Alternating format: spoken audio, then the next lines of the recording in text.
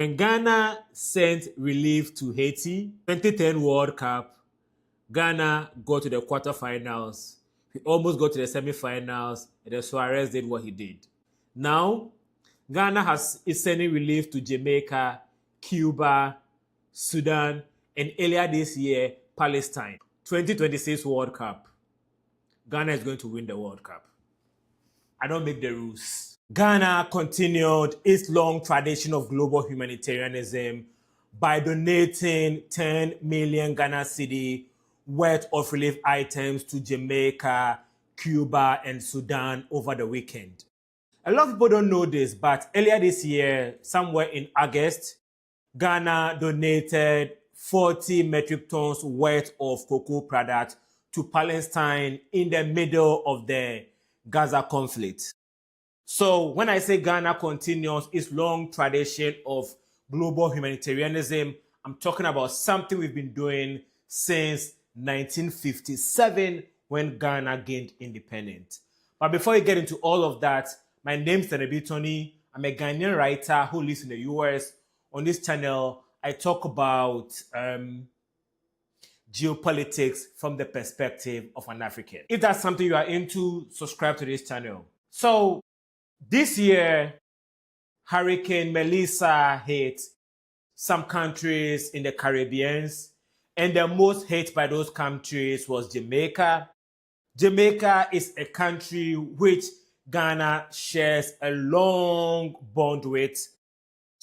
Oral tradition in Jamaica believes that the colors of the Jamaican flag, the black, gold, green, reflects Jamaica's heritage to the Ashanti Kingdom. You know, black, gold, green is the color of the Ashanti Kingdom. If you didn't know that, that is why the porcupine flag that Kumasi Ashanti Kotoko uses have those colors, right?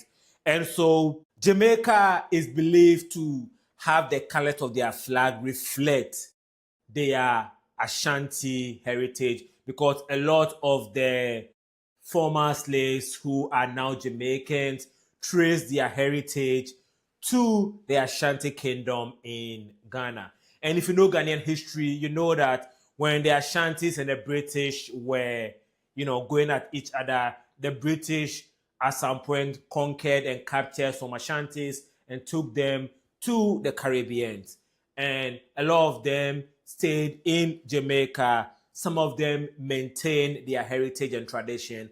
I believe that the reason why it was easy for the former slaves in Jamaica to trace their heritage specifically to the Ashanti Kingdom in Ghana is because they were taken en masse to Jamaica, right? It's different from the former slaves who were taken to the United States.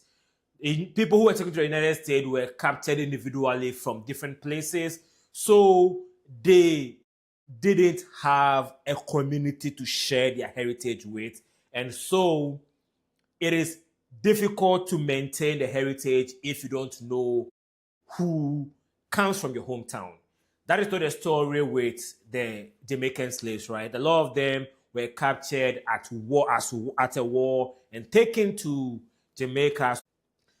They still had people to speak their language with. They had people who knew them by their names. They had people who were actually maybe family members and all that, right? And so the story in the Caribbean and the story in the United States is different. I wanted to point that out. And so because of Ghana's heritage with Jamaica, and if you didn't know, Marcus Garvey, a Jamaican, created the Black Star Line. And the Black Star Line was supposed to be an airline that would transport former slaves to Africa. The name Black Star Line comes from White Star Line. White Star Line is the name of the company that developed the Titanic. The ship which the film is based on, it was made by a company called White Star Line. And so that White Star Line inspired the Black Star Line. And so when Ghana became independent, we declared ourselves what? Let me hear you. Gateway to Africa. The reason why Ghana is gateway to Africa is so that black people from everywhere in the world can come to Africa through Ghana. That is why the year of return, which was Ghana's commemoration of 400 years of transatlantic slavery, was important because it is part of our national image, our national heritage, to be a home to black people from everywhere in the world. You understand? And so Marcus Garvey's Black Star line inspired the black star in the flag of Ghana. So Ghana and Jamaica are two countries that have a long friendship, brotherhood, and bond. That is why it is important for Ghana to support Jamaica when a huge part of their population were hit by a hurricane, which I think from the news report, about 1 million people have been displaced by the hurricane. Very sad. Anyway, I wanted to point out why Ghana stepped in to support Jamaica and Cuba. Cuba is also a country that has a bond with Ghana. Cuba is known to be a communist country. Ghana have had some socialist leaders like Dr. Kwame Nkrumah, but that is not where our bond is. If you didn't know this, learn your history. In the 90s, Ghana had a shortage of doctors. We had a shortage of doctors in Ghana, and Cuba exported their doctors to Ghana to support us. The way Ghana is exporting nurses to the Caribbeans this year, Cubans exported their doctors to Ghana in the 90s to, service our hospitals. My brother was born in Bolga Teaching Hospital. The doctor that helped my stepmom in labor is a Cuban doctor, right? And so I just wanted to also point out that Cuba has been helpful to Ghana in the past. That is why at this point, Ghana decided to be helpful to Cuba. And Sudan. Sudan, when the president of Ghana was announcing why Ghana is helping the three countries he helped, the president of Ghana made a statement about Sudan, that Sudan is the forgotten world. There has been a war going on in Sudan for a very long time, and it is believed that about 30 million Sudanese have been affected by the war. But nobody is talking about Sudan because Sudan is in Africa and nobody really cares about Sudan. In the 90s, Americans used to pretend to care about Sudan. You understand what I'm saying? There was people, that is why I was really, really angry when Donald Trump acted like he cares about Christians in Nigeria. Because Americans tend to, this is not about America, but I just wanted to, Americans tend to, have this thing about caring about other countries when it suits their political interests. But that's not what we are talking about. I'm just trying to say that the president of Ghana wanted to use this relief to shine a light on Sudan and what is happening in Sudan. And I believe that he was successful in doing that.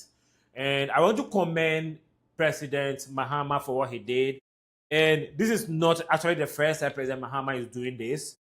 He also, like I mentioned earlier, sent 40 metric tons of cocoa product, golden tree chocolate, and chocolate drinks and everything to Palestine earlier this year because they needed food in the middle of the war.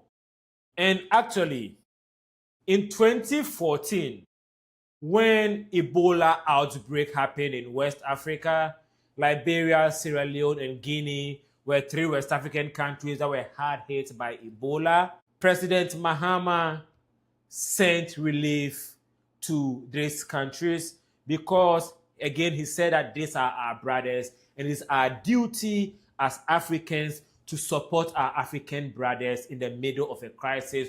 We do not need the Western world to do that for us. And so Ghana supported Liberia, Sierra Leone, and Guinea in the middle of the Ebola outbreak in 2014-2015. I wanted to shine light on that as well. But Let me also shine a light on some of the past donations Ghana have done in the world, because we need to feel good about ourselves. We need to feel pride in our country as Ghanaians.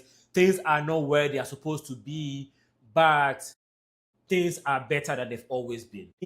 A lot of time when people talk about the donations Ghana made to Guinea under Nkrumah, people like to talk about it like Nkrumah was trying to be the president of Africa. That is why he was doing donations to these countries.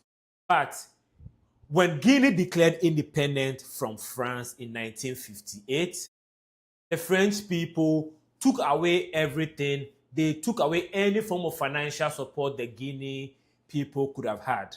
That is why Nkrumah, who believed that the independence of Ghana untold is linked to the total liberation of all Africa, he believed that the way to make those words true is by supporting other independent African countries. And Guinea became the first of the Francophone countries to gain independence.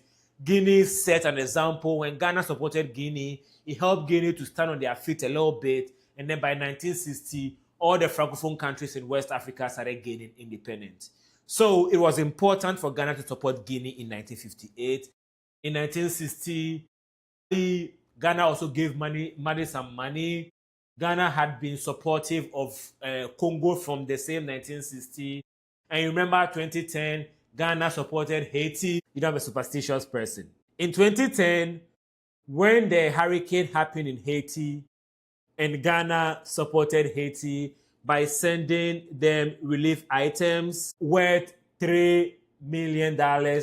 People were angry with the president of Ghana because earlier the president of Ghana had made a speech.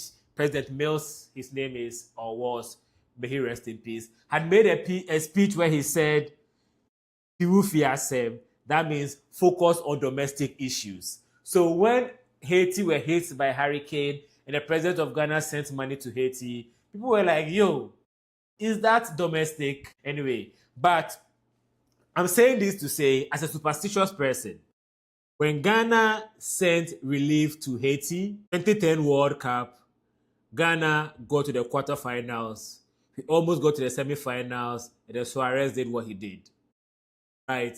So, now, Ghana is sending relief to Jamaica, Cuba, Sudan, and earlier this year, Palestine. So, 2026 World Cup, Ghana is going to win the World Cup. I don't make the rules. Anyway, I just wanted to shine light on this matter on this channel. During the 1995 Cuba earthquake, Ghana's former First Lady Nana Akufo-Addo Rawlings organized donations of containers of cocoa powder and other relief items for victims. So I'm trying to say that even Japan, which is a developed country, Ghana have supported Japan in the past. Thank you for watching. Subscribe to my channel and we'll talk later.